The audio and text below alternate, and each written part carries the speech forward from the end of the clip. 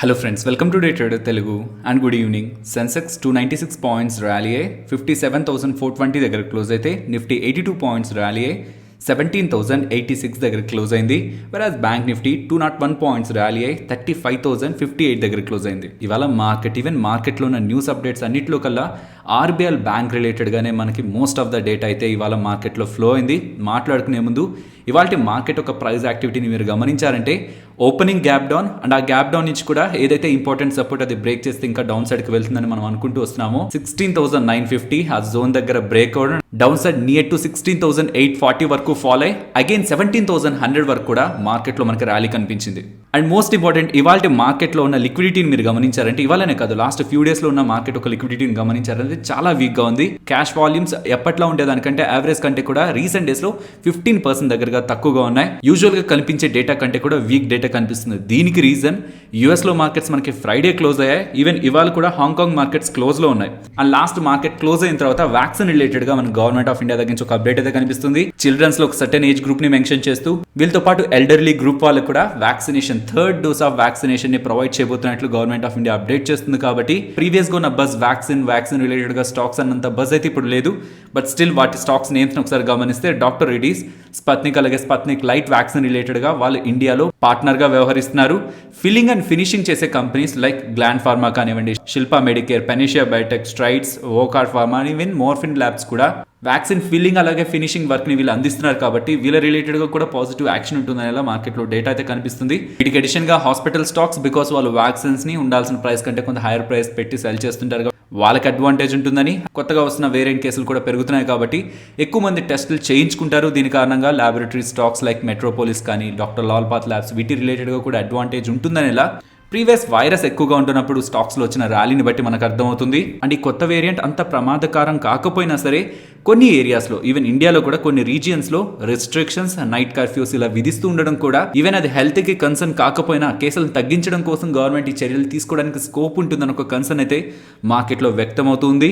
But గమనించాల్సింది, ఇలాంటి concerns, ఇలాంటి రిస్ట్రిక్షన్స్ ఉంటాయని మార్కెట్లో వచ్చిన స్పెక్యులేషన్తోనే ప్రీవియస్గానే మార్కెట్లో ఒక స్ట్రాంగ్ ఫాల్ అది మార్కెట్ ఆల్రెడీ రిఫ్లెక్ట్ చేసే ప్రయత్నం అయితే చేసింది. కాబట్టి కొత్తగా ఈ అప్డేట్స్ తో మార్కెట్లో అంత సివియర్ ఫాల్ అయితే కనిపించట్లేదు. అండ్ ఈవెన్ ఇవాళ ఆర్బీఎల్ బ్యాంక్ మనకి ఫాల్ అయింది. కానీ మీరు బ్యాంకింగ్ స్టాక్స్ లో top banks like HDFC bank కానీ, కొటాక్ బ్యాంక్ కానీ, ఐసిఐసిఐ బ్యాంక్ కానీ వీటిని గమనించారంటే, అంటే బ్యాంక్ నిఫ్టీని, ఈవెన్ నిఫ్టీని కూడా కొంతవరకు పాజిటివ్ గా కాంట్రిబ్యూట్ చేశాయి. ఫర్దర్ గా ఇక్కడ నుంచి మార్కెట్ ని మనం ఎలా చూడాలి? ప్రీవియస్ గా కూడా ఇలా 17,100 దగ్గరికి మల్టిపుల్ టైమ్స్ మార్కెట్ వచ్చి, ఈవెన్ ప్రెసెంట్ క్లోజ్ అయిన లెవెల్ కూడా ప్రీవియస్ గా మీరు గమనిస్తే మల్టిపుల్ టైమ్స్ ఈ జోన్ దగ్గరే 17,120 ఆ లెవెల్ దగ్గరే రెసిస్టెన్స్ ఫేస్ చేసి డౌన్ సైడ్ క్లోజ్ అయింది. కాబట్టి షార్ట్ టర్మ్ ఇన్ ఇంట్రాడే బేసిస్లో 17,120 ఇమీడియట్గా అది సస్టైన్ అయిందంటే 17,180 to 200 ఆ 20 పాయింట్ జోన్ అది కూడా సస్టైన్ అయితే ఈసారి కొంత హైయర్ మూవ్ని మనం ఎక్స్పెక్ట్ చేయొచ్చు. ఒక 200 పాయింట్ దగ్గరగా 17,380 to 17,400 దగ్గరగా.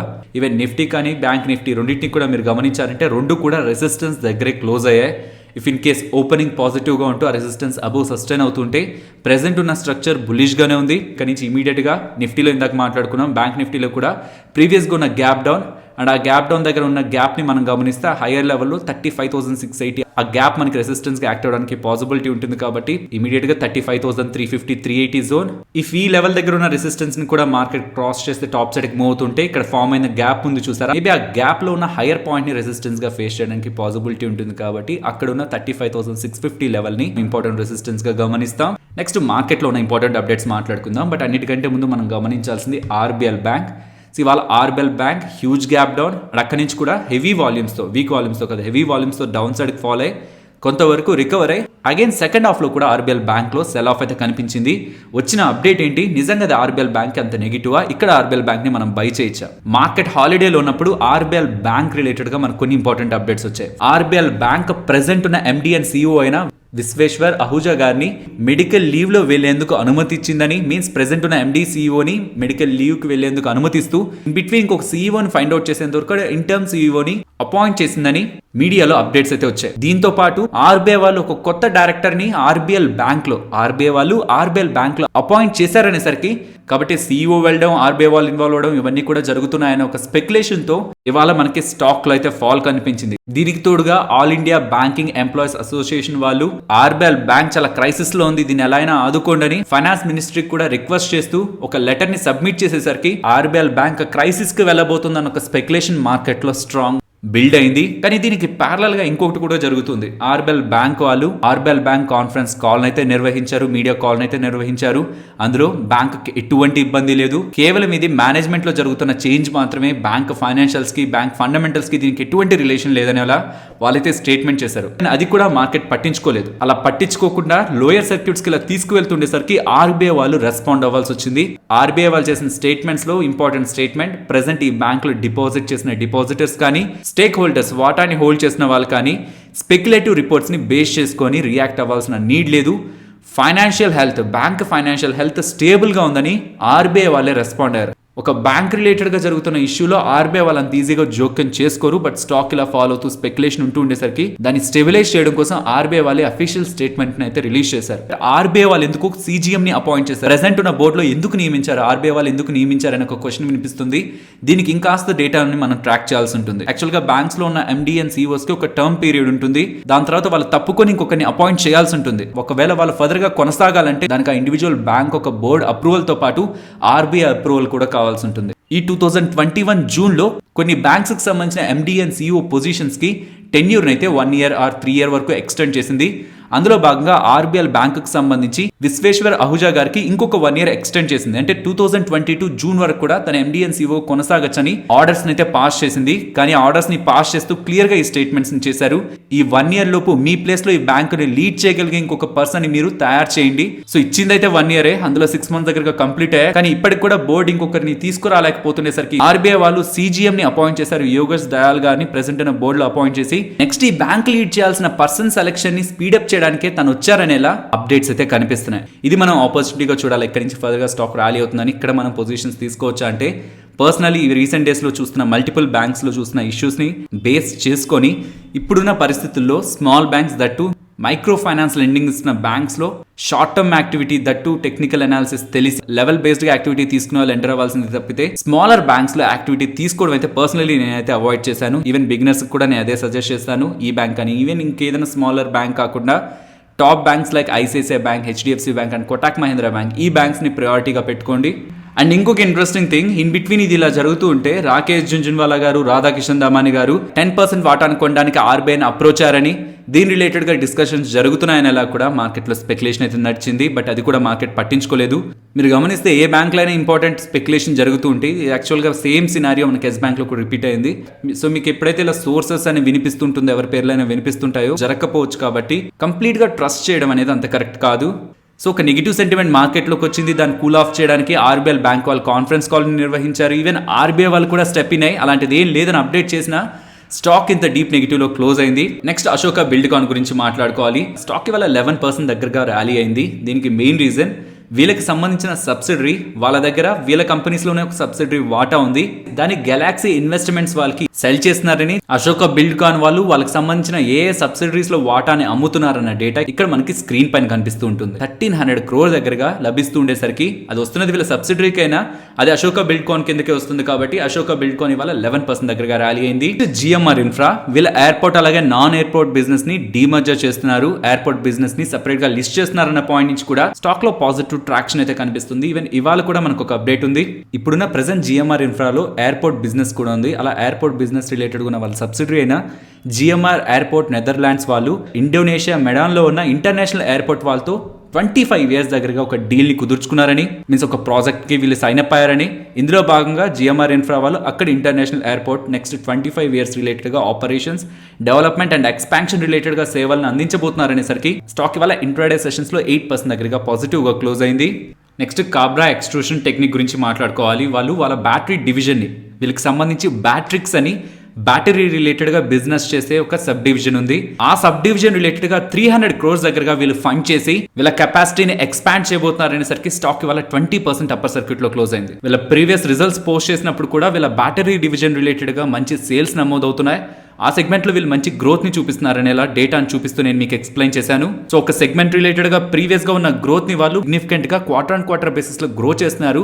ఇంకా ఎక్కువ డిమాండ్ వీళ్ళకి కనిపిస్తుండేసరికి 300 crore పెట్టి అందులో 100 crore ప్రమోటర్ అలాగే ఫారెన్ ఇన్వెస్టర్స్ దగ్గర నుంచి రైజ్ చేస్తారని, ఇంకొక 200 crore డెట్ రూట్ లో రైజ్ చేయబోతున్నారని అప్డేట్ చేస్తూ ప్రెసెంట్ ఈ బ్యాటరీస్ రిలేటెడ్ ఉన్న production capacity 1 lakh packs per year అది 7 lakh ప్యాక్స్ దగ్గరగా మీన్స్ నియర్ టు 7 times దగ్గరగా ప్రొడక్షన్ కెపాసిటీని బై FY24 లోపు పెంచబోతున్నాం అనేసరికి స్టాక్ ఇవాళ 20% దగ్గరగా అప్పర్ సర్క్యూట్ లో క్లోజ్ అయింది. నెక్స్ట్ HFCL రిలేటెడ్ గా వీళ్ళని ట్రస్టెడ్ సోర్స్ గా NSCS వాళ్ళు రికగ్నైజ్ చేశారు. NSCS అంటే నేషనల్ సెక్యూరిటీ కౌన్సిల్ సెక్రటరియట్. వీళ్ళకి రికగ్నైజేషన్ వచ్చింది కాబట్టి ప్రెసెంట్ ఈ టెలికాం సర్వీస్ ప్రొవైడర్స్ వీళ్ళ దగ్గర నుంచి ప్రొడక్ట్ సర్వీసెస్ అందుకోవడానికి పాసిబిలిటీ ఎక్కువగా ఉంటుందని ఒక పాజిటివ్ హోప్. స్టాక్ ఇవాళ 3.5% దగ్గరగా ర్యాలీ అయింది. నెక్స్ట్ గ్రీన్ ప్యానల్ గురించి మాట్లాడుకోవాలి. స్టాక్ ఇవాళ 5% దగ్గరగా ర్యాలీ అయింది. వీళ్ళకి ఉత్తరాఖండ్ లో ఉన్న MDF మ్యానుఫ్యాక్చరింగ్ ప్లాంట్ రిలేటెడ్ గా ఆ ప్లాంట్ ఒక రిపేర్ అలాగే డిఫెక్టివ్ కాంపోనెంట్స్ ని చేంజ్ చేసే దానికోసం కొంత టైం పాటు ఆ మ్యానుఫ్యాక్చరింగ్ ప్లాంట్ ని క్లోజ్ చేశారు. సో అది కొంత టైం వరకు రిపేర్ లో ఉంది. ఇప్పుడు అగైన్ ఆ manufacturing plant MDF manufacturing plant ని రీస్టార్ట్ చేస్తున్నారనేసరికి స్టాక్ ఇవాళ 5% దగ్గరగా ర్యాలీ అయింది. అండ్ వీళ్ళు అక్కడ ఏదైతే ఖర్చు పెట్టారో ఆ రిపేర్లో భాగంగా డిఫెక్టివ్ కాంపోనెంట్స్ని మార్చడం కారణంగా ఏదైతే మనీ స్పెండ్ చేశారో అది ఇన్సూరెన్స్లో కవర్ అవుతుందనేలా కూడా గ్రీన్ ప్యానల్ ఇండస్ట్రీస్ వాళ్ళైతే అప్డేట్ చేస్తున్నారు. ఈ వీటితో పాటు ఇవాళ మార్కెట్లో 1 line అప్డేట్స్ చాలా వచ్చాయి. ఇవన్నీ కూడా ఇవాళ మీకు స్టాక్స్ ఇన్ యాక్షన్లో మీకు కవర్ అవుతూ ఉంటాయి. బనాస్ ఫైనాన్స్ వాళ్ళు 49 crore దగ్గరగా ఫండ్ ని రైజ్ చేయబోతున్నారు రైట్స్ ఇష్యూ ద్వారా అనేసరికి స్టాక్ ఇవాళ అప్పర్ సర్క్యూట్ లో క్లోజ్ అయింది. ఈవెన్ లాయిడ్ స్టీల్స్ వాళ్ళు కూడా ఫండ్స్ ని రైజ్ చేయబోతున్నారు అనేసరికి ఫండ్ రైజింగ్ అప్డేట్ తో ఇది అప్పర్ సర్క్యూట్ లో క్లోజ్ అయింది. DMR hydro engineering and infrastructure వాళ్ళకి 1 crore దగ్గరగా, ఇది చాలా చిన్న కంపెనీకి నియర్లీ 1 crore ఆర్డర్ అనేసరికి కూడా ఇది కూడా ఒక పాయింట్ ఆఫ్ టైం లో 18-19% పెరిగి 10% దగ్గరగా పాజిటివ్ గా క్లోజ్ అయింది. ఇలా ఎక్కువ డిస్కస్ చేసుకోవడానికి స్కోప్ లేని చిన్న అప్డేట్స్ మనకి చాలా ఇవాళ మీకు స్టాక్స్ ఇన్ యాక్షన్ లో కనిపిస్తూ ఉంటాయి. ఇది మీకు మార్నింగ్ మార్కెట్ ఓపెనింగ్ కి ముందు టెలిగ్రామ్ లో పోస్ట్ చేస్తూ ఉంటాం. అండ్ ఇంకొకటి నిన్న December 26th నైట్ 9:30 అరౌండ్ మీకు ఒక PDF ని అప్లోడ్ చేశాను. అక్కడ పేజ్ నెంబర్ 24 నుంచి చూడండి మంచి డేటా ఉంటుందని విత్ పేజ్ నెంబర్ మెన్షన్ చేయడానికి ప్రయత్నించాను. ఒకసారి డేటానా పేజ్ నెంబర్ 24 దగ్గర గమనించారంటే వీళ్ళకి సంబంధించి నెక్స్ట్ 12 months రిలేటెడ్ గా ప్రతి ఒక్క సెక్టార్ రిలేటెడ్ గా పాజిటివ్ గా ఉన్న స్టాక్స్ నేమ్స్ కనిపిస్తూ లార్జ్ క్యాప్ స్పేస్ లో అలాగే mid and small cap space లో బెటర్ గా పర్ఫామ్ చేయగలిగే స్టాక్స్ ని కంపేర్ చేస్తూ ఫైనాన్షియల్ డేటాని కంపేర్ చేస్తూ చాలా మంచి డేటాని వీళ్ళు ఇక్కడ ప్రొవైడ్ చేశారు. ఈ PDF ని ఓపెన్ చేసి రీడ్ చేయడానికి అయితే ప్రయత్నించండి. పేజ్ నెంబర్ 24 నుంచి చూడండి మంచి డేటా ఉంటుంది. అలాగే కింద HDFC సెక్యూరిటీస్ వాళ్ళు 2022 రిలేటెడ్గా ఏ స్టాక్స్ బెటర్గా పర్ఫామ్ చేస్తాయన్న PDF కూడా మీకు ఆ పాయింట్లోనే ఉంటుంది. మన టెలిగ్రామ్ ఛానల్లో మీరు లేనట్లయితే టెలిగ్రామ్ యాప్ ఇన్స్టాల్ చేసి డే ట్రేడర్ తెలుగు అని సర్చ్ చేశారంటే 2,90,000 అబోవ్ దగ్గరగా మన వాళ్ళున్న గ్రూప్ ఉంటుంది.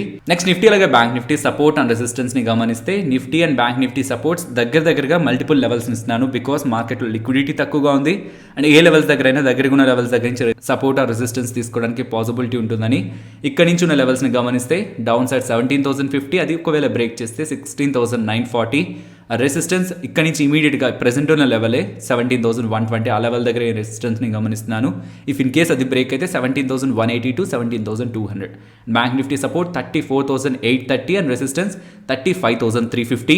నెక్స్ట్ నిఫ్టీ ఆప్షన్ చైన్ డేటాను గమనిద్దాం. ప్రెసెంట్ ఉన్న లెవెల్స్ నుంచి డౌన్ సైడ్కి వెళ్తుంటే ఇమీడియట్గా 17,000 దగ్గర పుట్ రైటింగ్ స్ట్రాంగ్ అని కనిపిస్తుంది. బట్ 16,800 దగ్గర పుట్ రైటింగ్ స్ట్రాంగ్గా ఉంటూ కాల్ రేటింగ్ వీక్గా ఉంటుంది. And even next weekly contract datas like జనవరి వీక్లీ కాంట్రాక్ట్ డేటాస్ని గమనిస్తున్నా 16,800 ఇంపార్టెంట్ సపోర్ట్గా కనిపిస్తుంది. అండ్ ఇక్కడ నుంచి టాప్ సైడ్కి వెళ్తే స్ట్రాంగ్ రెసిస్టెన్స్ 17,500 అన్నట్టు కనిపిస్తుంది నెక్స్ట్ వీక్లీ కాంట్రాక్ట్ డేటాస్లో కూడా. బట్ ఇక్కడ నుంచి ఇంకొంత నియర్గా చూడాలంటే 17,300. సో 17,300 to 16,800 ఈ 500 పాయింట్ జోన్లో మార్కెట్ ఉంటుందనేలా నిఫ్టీ కాల్ అలాగే పుట్ రైటర్స్ భావిస్తున్నారు. ఫైనలీ ఇది ఫ్రెండ్స్ మన వీడియో నచ్చితే వీడియోని లైక్ చేయండి ఫ్రెండ్స్. అండ్ ఈ వీడియో మన వాళ్ళకి యూజ్ అవుతుంది అనుకుంటే తప్పకుండా షేర్ చేయండి. అండ్ మన ఛానల్ని సబ్స్క్రైబ్ చేయనట్లయితే ఛానల్లో ఉన్న కంటెంట్ని గమనించండి. ఇఫ్ ఆ కంటెంట్ మీకు యూజ్ అవుతుంది అనుకుంటే ఛానల్ని సబ్స్క్రైబ్ చేసి పక్కన ఉన్న బెల్ ఐకాన్ క్లిక్ చేయండి. మరొక ఇంట్రెస్టింగ్ వీడియోతో మళ్ళీ మీ ముందుకు వస్తాను. అంతవరకు టేక్ కేర్. జై హింద్.